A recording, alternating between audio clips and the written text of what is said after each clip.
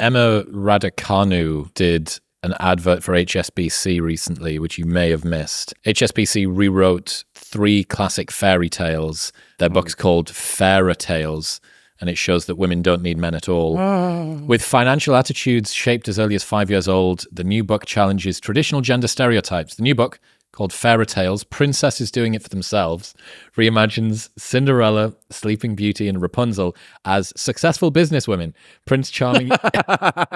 Successful businesswomen, Prince Charming is erased as the main character.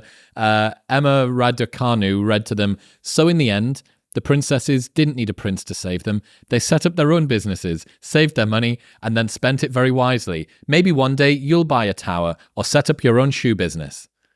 That's a quote. Said the tennis player. That's the worst. I mean, I read Meghan Markle's book, The Bench, and that's worse.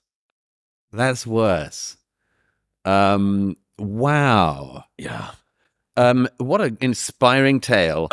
Fairer Tales. It's so Princesses doing it for themselves. Have you seen the South Park episode of where Cartman wakes up? He has a nightmare. You told me about this over lunch yesterday. For the people that haven't seen it, what is it? Cartman has a nightmare. It turns out he is a diverse black woman.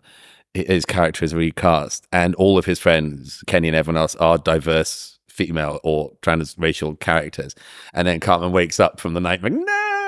And his mother comes in. What is it? What is it? Are you having another dream where once again all my favorite characters in the cartoons have been replaced by ethnically diverse women? And she goes, "It's okay, Cartman. It's okay. The CEO of Disney isn't hiding under your bed. Are you sure? Would you check? Would you check, Mum?" Okay, I checked. She's not there. I'm worried that she's going to come out again and replace all my favorite characters with ethnically diverse women. I love those guys. God, they keep doing it. Yeah, I mean, it's the same thing with there was that rather unappealing young woman who was meant to be is playing Snow White in the new Disney Snow White. Rachel Ziegler. No, somebody else. And she... It is. Is it? Yeah, Rachel Ziegler. Well, she said Prince Charming wasn't a prince, he was a stalker. Yeah, and she didn't need Prince Charming to discover that she could be the woman she could be. I mean, this is like sub-Barack Obama circa 2007. Like, the princess is the person she's been waiting for or something. You think... Your sister's keeper. Why don't they invent new tales? That's what I can never understand with that. Why don't they just invent new tales instead of screwing up every existing tale that's loved? Well, make your boring movie about an inspirational tale of a woman who wants to start a business and then does and has some success.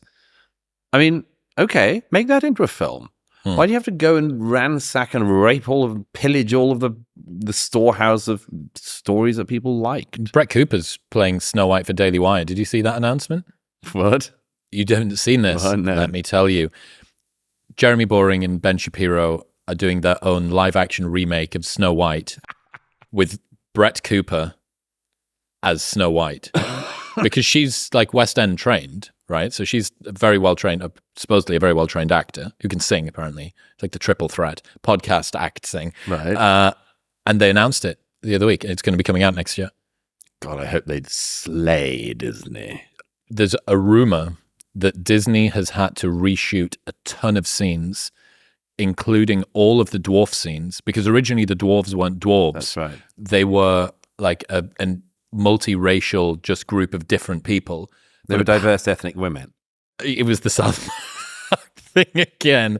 But apparently, this is just a rumor, but apparently they've reshot it, all of the scenes with the dwarfs, to CGI actual dwarfs in.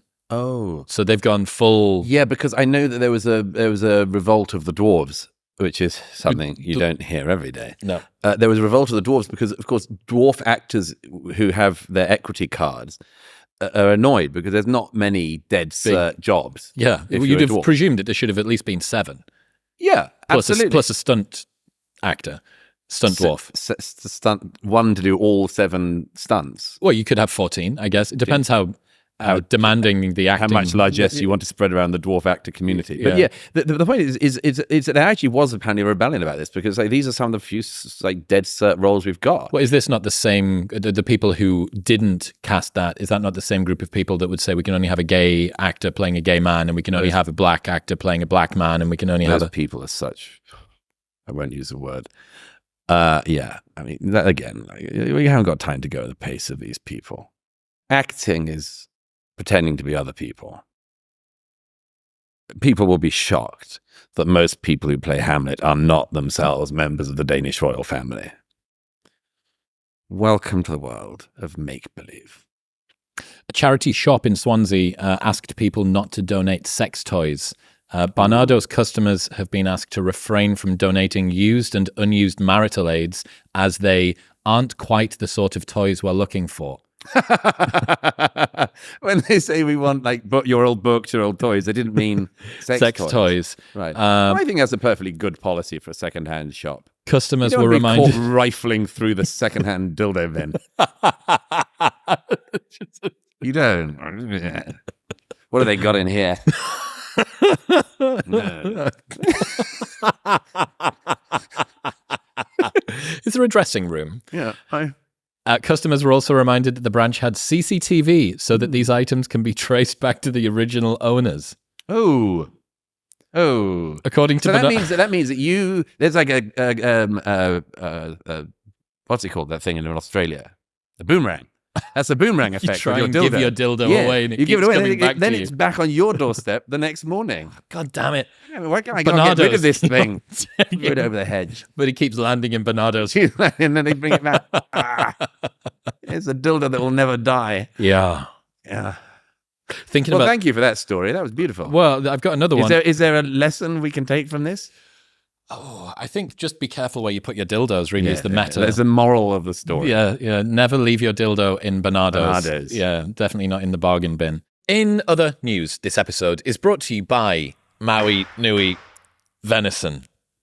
Maui Nui Venison brings the healthiest red meat on the planet direct to your door. Not only is it the most nutrient-dense meat on the planet, they're the only 100% stress-free, wild-harvested venison that you can get. Here's my super secret hack. If you are sick of buying meat that always goes off, put it in the freezer, from frozen, salt both sides of it, put it in an air fryer for 10 to 12 minutes each side, and you have a perfectly cooked steak from frozen that will never go off because it's going from freezer to mouth in the space of 25 minutes. It's a complete game changer. All of their cuts are spectacular, and you can get them frozen, delivered to your door. But their venison sticks are my favorite while I've been on the road. You can get the healthiest red meat on the planet delivered directly to your door, and get 20% off by going to the link in the description below, or heading to mauinuivenison.com/modernwisdom and using the code modernwisdom at checkout. That's MAUINUI venison.com/modernwisdom and modernwisdom at checkout. Thank you very much for tuning in. If you enjoyed that clip